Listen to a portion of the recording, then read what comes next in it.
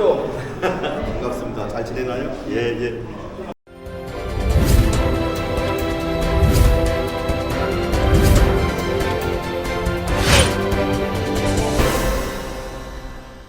자, 사전오기 말이 쉽지 힘든 시간이었습니다. 그럼에도 버틸 수 있었던 원동력은 뭘까요? 제가 사전 5기 5번째 도전하면서도 버틸 수 있었던 가장 큰 이유는 아무래도 제가 선거에 도전하는 기간 동안에 저와 함께 해준 동료들, 동지들의 격려와 위로가 제일 컸습니다. 자, 이제 청와대 경험이 있으시죠? 네, 그동안 윤석열 대통령의 국정 운영 능력에 대해서 비판을 자주 하셨습니다. 네, 네. 뭐가 문제라고 보십니까?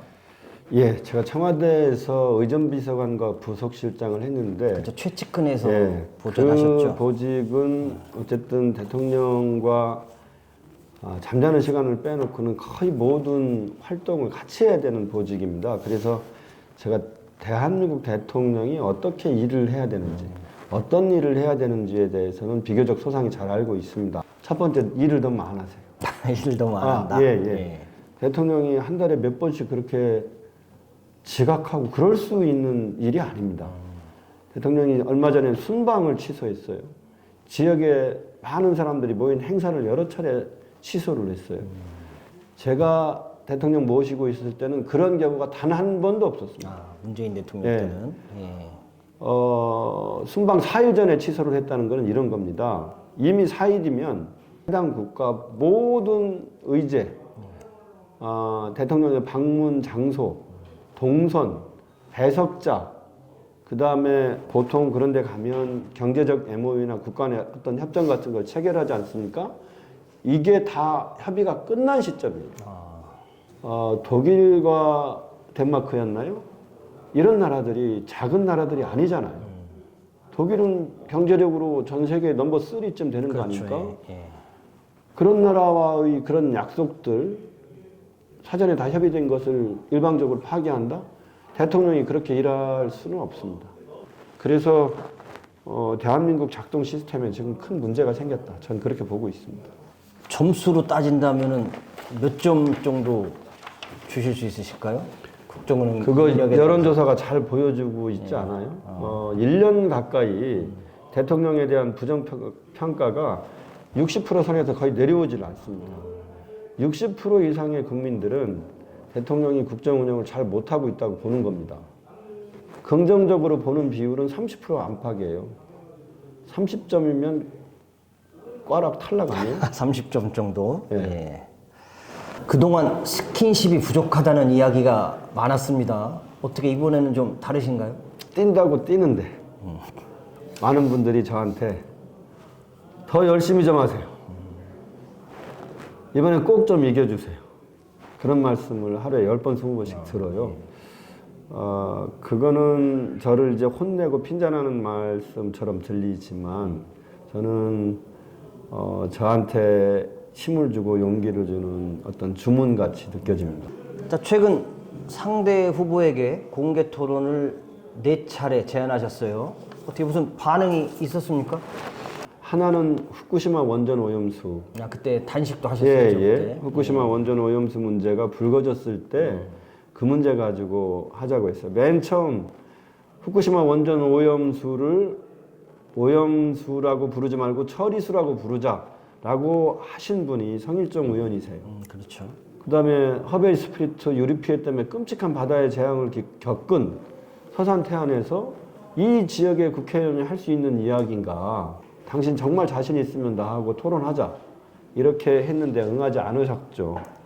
대한민국 국회의원, 국민을 대표하는 국회의원의 일본에 대한 인식은 이 사람의 자질, 정체성을 평가할 수 있는 시금석이다.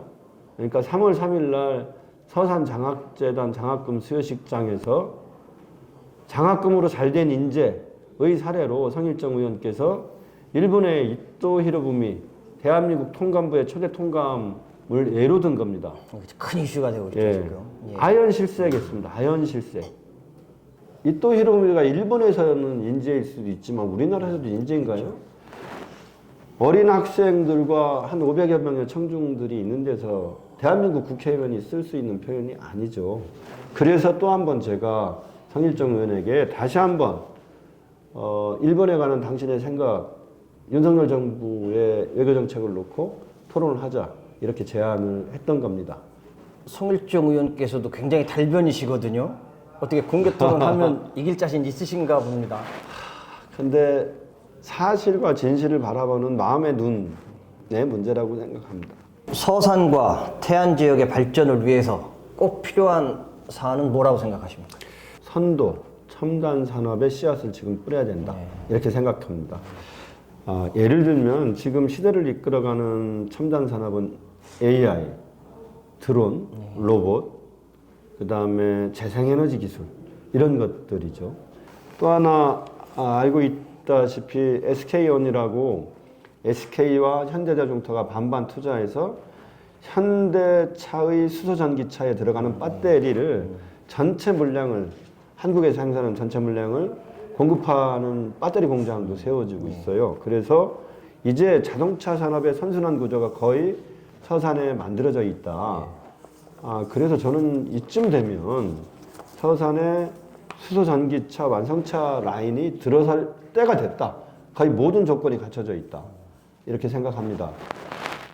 그리고 태안 같은 경우 해상풍력을 포함한 다양한 재생에너지를 통해서 태안이 재생에너지에서 새로운 기술, 새로운 산업을 선도하는 도시로 가야 된다고 생각합니다. 그래서 저는 이 명칭을 태안을 스마트 에코시티 태안 이렇게 붙여봤습니다. 에코시티 태안. 네.